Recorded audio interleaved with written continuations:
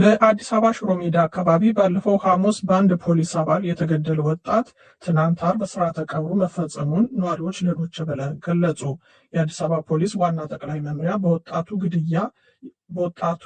ግድያ ላይ የተጠረጠረ ፖሊስ በቁጥጥር ስር አውሎ በምርመራ ላይ መሆኑን አስታውቋል። ወጣቱ በፖሊስ ጣቢያ ፊት ለፊት በአራት ጥይት ተደብድቦ መገደሉን ለዶይቼ ቬለ የገለጹት የአካባቢው ነዋሪ ግድያው ከባድ ድንጋጤ ከፈጠረ በኋላ ትናንት ስርዓተ ቀብሩ መፈጸሙን ገልጸዋል። ማህበራዊ ሚዲያውን እንዳለ ሁሉ ማጥለቅ ልቆጣ ተቀበለ። ትናንትና ወዲያውኑ የተቀበለ ወደ 8 ሰዓት ነው። የአዲስ አበባ ፖሊስ ትናንት ማምሻውን ባወጣው መግለጫ በጉለሌ ክፍለ ከተማ ወረዳ 1 በተለምዶ ሽሮ ሜዳ ተብሎ በሚጠራው አካባቢ ባለፈው ሐሙስ ሚያዝያ 29 ቀን 2018 ዓ.ም ተገኝ ባልቻ የተባለን ወጣት በጥይት ተደብድቦ መገደሉን ገልጾ ግድያ ፈጽሟል የተባለውን ረዳት ሳጅን ማቴዎስ ተመቸውን በቁጥጥር ስር አውሎ እያጣራ መሆኑን አስታውቋል። ክስተቱ ሲፈጠር ሟች በሌላ ወንጀል ተጠርጥሮ ፖሊስ ጣቢያ ከቀረበ በኋላ ወደ ውስጥ አልገባም በማለቱ ግብግብ ተፈጥሮ እንደነበር ፖሊስ በመግለጫው ጠቅሷል። ግለሰቡ ከፖሊስ አባላት ጋር ግርግር መፍጠራቸው ተገቢ አልነበረም ያለው ፖሊስ የፖሊስ አባሉ የፈጸመው ድርጊት ግን ፍጹም ተቀባይነት የሌለው ኢሰብአዊ ድርጊት መሆኑን ገልጿል። የግድያው ምርመራ ውጤትም በቅርቡ ለሕዝብ ይፋ እንደሚያደርግ ፖሊስ በመግለጫው አመልክቷል። የዓለም የጤና ድርጅት ኃላፊ ሃንታ ቫይረስ የተከሰተበትን መርከብ ከመድረሱ በፊት ስፔን መግባታቸውን ገለጹ። የዓለም ጤና ድርጅት ዋና ኃላፊ ዶክተር ቴድሮስ አድሃኖም እንደገለጹት ዛሬ ቅዳሜ ስፔን ገብተዋል። በዚህም በካናሪ ደሴቶች የሃንታ ቫይረስ ወረርሽኝ የተከሰተበትን መርከብ ለመቆጣጠር ከሀገሪቱ የመንግስት ባለስልጣናት ጋር እንደሚተባበሩ ተናግረዋል። ዶክተር ቴድሮስ በኤክስ ገጻቸው እንዳሰፈሩት በስፔን በከፍተኛ የመንግስት ባለስልጣናት ጋር በመሆን ኤምቪ ሆንዶስ ለተባለው ተጓዥ መርከብ የሚመጡ ተጓዦች፣ የመርከቡ አባላትና የጤና ባለሙያዎች ደህንነቱ የተጠበቀ ሁኔታ መድረሳቸውን እንደሚከታተሉ ገልጸዋል። በዚህ መርከብ ውስጥ በተከሰተው የሃንታ ቫይረስ ሆላንዳዊ ባልና ሚስት እንዲሁም አንድ ጀርመናዊ ሴት በድምሩ 3 ተጓዦች ህይወታቸው አልፏል።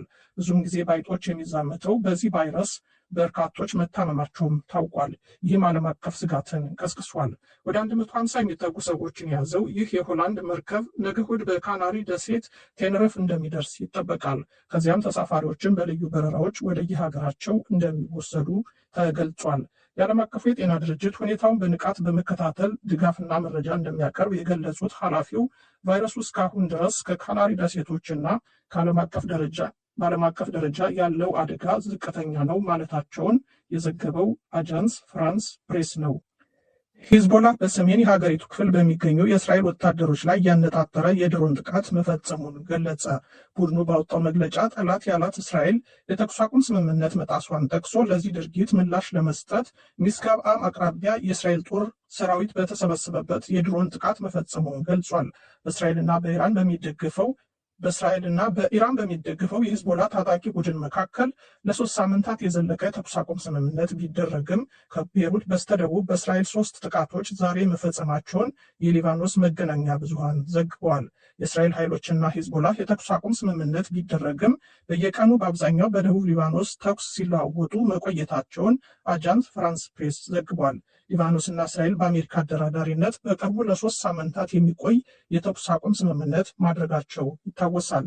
ሆኖም ዋሽንግተን ባወጣችው የተኩስ አቁሙ ስምምነት መሰረት እስራኤል የታቀደ የሚደርስ ወይም ቀጣይ የሆነ ጥቃት ካጋጠማት ለመከላከል እርምጃ የመውሰድ መብቷ የተጠበቀ ነው።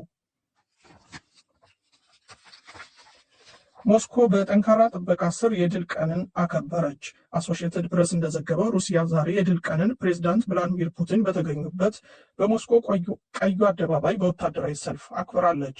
እንደ ዘገባው የሩሲያው ፕሬዝዳንት ቭላዲሚር ፑቲን ዛሬ በሞስኮ በጠንካራ ጥበቃ በተካሄደው የድል ቀን ላይ ባደረጉት ንግግር በዩክሬን የሚገኙ የሩሲያ ወታደሮች የኔቶ ሙሉ ድጋፍ ካለው ኃይለኛ ጦር ጋር እየተዋጉ መሆኑን በመግለጽ ወታደሮቻቸውን አወድሰዋል።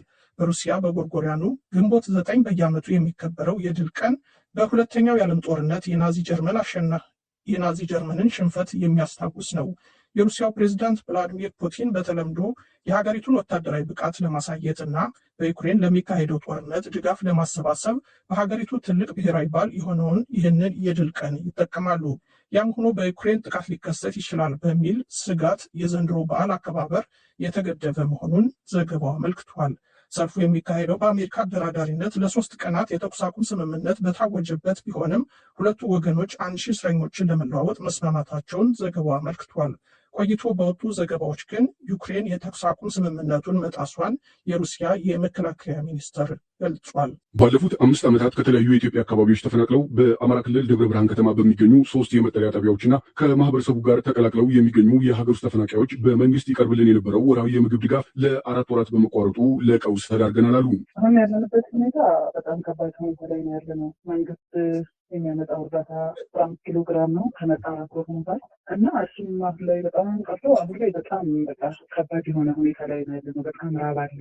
እንዲሁ በቀለጠል ያለውን ልጆች ለማሰቡም በጣም ከባድ ሁኔታ ላይ ያለጣም ይተራሉ። በመጠለያ ጣቢያዎቹ የሚገኙ ተፈናቃዮች እንደሚናገሩት የምግብ እጥረቱ አሳሳቢ ደረጃ ላይ ደርሷል። በተለይም ህጻናት በረሃብ ምክንያት አቅም በማጣት በትምህርት ገበታቸው ላይ ያሉ እየወደቁ መሆኑን ነው በምሬት የሚናገሩትን። ትምህርት ቤት ላይ ለራሳሁ ልጆች ትምህርት ብለው መምጣት እያቃታቸው በጣም እየወደቁ በቃ እየተሸከሙ ምናምን ነገር ነው የምናመጣቸው ማለት ነው። ግርመኞች መጥተው እንደዚህ ወድቀዋል ይባላል። እየተጠራሩ እየሄዱ ነው ልጆቻችንን በሸፍም የሚመጡት ማለት ነው። ይሄ ሁሉ ነገር የሚከሰተው ምን ሳይመገቡ ይሄዳሉ። ሲባቸው ይወርቃሉ።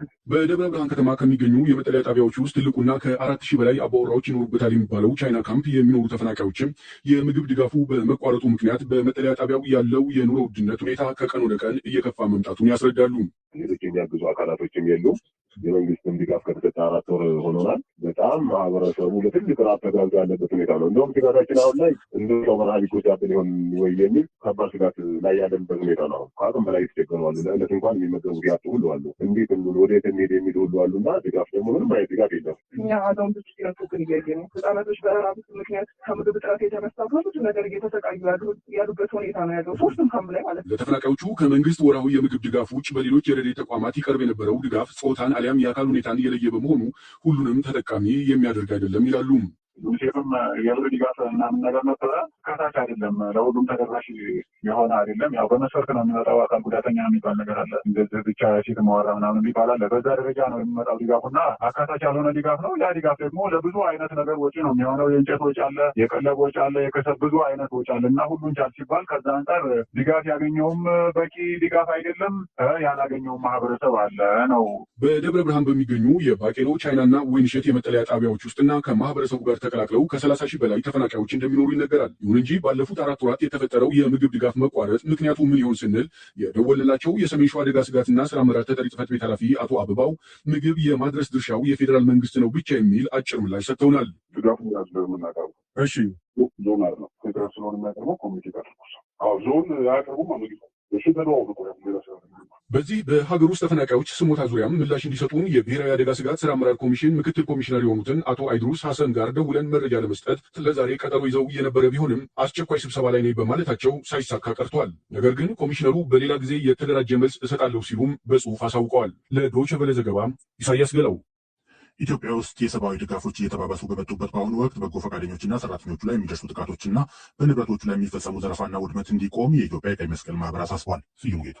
በጎ ፈቃደኞችና ሰራተኞች ጦርነትና የተለያዩ አደጋዎችን ተጋፍጠው ቀድመው በመገኘት ለከፈሉት የአካል የህይወትና ልዩ ልዩ ጉዳቶች በማሰብ ብሎም ለአደጋ ለተጋለጡ ሰዎች በገለልተኝነት የእርዳታ አገልግሎቶችን እንዲያደርሱ ሀሳቡን በማፍለቅ የሚታወሰው ሄነሪ ዱናን ለመዘከር እንዲሁም የዓለም አቀፍ የሰብአዊ ህግና የእንቅስቃሴው መሰረታዊ መርህን በማስገንዘብ ለሰራተኞች ጥበቃ እንዲደረግ በሚል ሚያዝያ 30 የዓለም ቀይ መስቀልና ቀይ ጨረቃ ቀን በየዓመቱ ይከበራል። የዓለም ቀይ መስቀልና ቀይ ጨረቃ ጥምረት አባል የሆነው የኢትዮጵያ ቀይ መስቀል ማህበር አርብ ሚያዝያ 30 ቀን 2018 ዓ.ም አጋሮቹ በታደሙበት በአዲስ አበባ ዕለቱን ሲያከብር የሰው ልጆችን ከሚከፋፍሏቸው ከዘርና ከፖለቲካ ይልቅ ለጋራ እሴቶች ቅድሚያ በመስጠት ምድሪቷ ላይ በአብሮነት መኖር እንዲቻል ጥሪ ተላልፏል። የኢትዮጵያ ቀይ መስቀል ማህበር ምክትል ዋና ጸሐፊ ድረስ ደስ ይበለው ኢትዮጵያ ውስጥ የሰብአዊ እርዳታ ፍላጎት እጅግ በናረበት በአሁኑ ወቅት በበጎ ፈቃደኞችና ንብረቶቹ ላይ የሚቃጡ ጥቃቶች እንዲቆሙ ጠይቀዋል። ሰብአዊ ድጋፍ ፍላጎቱ በአይነትም ሆነ በብዛት እየጨመረ ከመምጣቱ ጋር ተያይዞ ድጋፎችን መድረስ ላለባቸው ተጋላጭ የሆኑ ኢትዮጵያውያን ወገኖች ወደ ሀገራችን የእኛን ከለላ ፈልገው ለሚመጡ የተሰደዱ የጎረቤት ሀገራት ዜጎች እና ሌሎችም መድረስ ባለባቸው ጊዜና ቦታ እንዲደርሱ ሁለገብ ድጋፍ እንዲደረግልን ለመጠየቅ እወዳለሁ። የበጎ ፈቃደኞቻችንና ሰራተኞቻችን መጎሳቆል፣ መታፈን፣ መሰቃየት፣ የንብረቶቻችን መዘረፍ እና ውድመት እንዲያበቃ በአጽንኦት መጠየቅ እንፈልጋለን። ከዩክሬን እስከ መካከለኛው ምስራቅ ግጭት ያዳረሰው ሰብአዊ ቀውሶች ወደ ኢትዮጵያም ሲመጣ በሀገር ውስጥ ግጭትና ከጎረቤት ሀገራት ወደ ኢትዮጵያ በሚሰደዱ ሰዎች መበራከት ምክንያት የሰብአዊ ድጋፍ ፍላጎቱና የተሰባሰቡ ሀብቶች እንደማይመጣጠኑ ለዶይቼ ቬለ የነገሩት ደግሞ የማህበሩ የህዝብ ግንኙነት ኃላፊ አቶ መስፍን ደረጀ ናቸው። አንደኛ በአሁኑ ሰዓት የእርዳታ ፈላጊ ቁጥር በጣም በእጅጉ ጨምሯል። በየአካባቢው ባሉ ግጭቶች፣ በሚዘጉ መንገዶች እና እርዳታ የሚፈልግ በዓለም አቀፍ ደረጃ በጣም ጨምሯል። በሀገራችን በዛ በኩል ይህንን ምላሽ ለመስጠት ደግሞ በቂ ሀብት ይፈልጋል። ለዜጎች ለመድረስ እጃችን ላይ ያለውና የእኛን ድጋፍ ደግሞ የሚጠብቁ ሰዎች ቁጥር አይመጣጠንም። ስለዚህ በጣም ከባድ ፈተናው ነው። ስለዚህ በእኛ በኩል ምንድን ነው ቅድሚያ የሚሰጣቸው ህይወትን የሚወስድ ነገር ላይ ትኩረት አድርገን ድጋፍ እናደርጋለን። አሁን ለምሳሌ የሱዳን ግጭት ብትወስድ ከሱዳን ወደ ሀገራችን የተሰደደ ቀላል ቁጥር ህዝብ አይደለም። እነዚህ ሰዎች ድጋፍን ይፈልጋሉ። የመስቀል ዜግነትን፣ ብሔርን ምን መሰረት ስለማያደርግ ዜጎች በሙሉ ይደርሳል። ስለዚህ በዚህ አካባቢ ድጋፍ የሚፈልጉት በጣም በርካታ ናቸው። ለሰብአዊ ችግሮች ምላሽ ከመስጠት አኳያ ትልቁን አዎንታዊ ሚና እየተጫወተች የምትገኘው ኢትዮጵያ በተመሳሳይ ደግሞ እየፈተኗት ባሉ የግጭት መፈናቀልና የአየር ለውጥ አደጋዎች ምክንያት በትግራይ፣ አማራ፣ ኦሮሚያ፣ ጋምቤላ፣ አፋርና ሶማሌ ክልሎች ሰብአዊ ቀውሶች መስተዋላቸው የጠቆሙት ደግሞ የዓለም አቀፉ ቀይ መስቀል ኮሚቴ ልዑክ መሪ ሲሞን አሽሊማን ናቸው።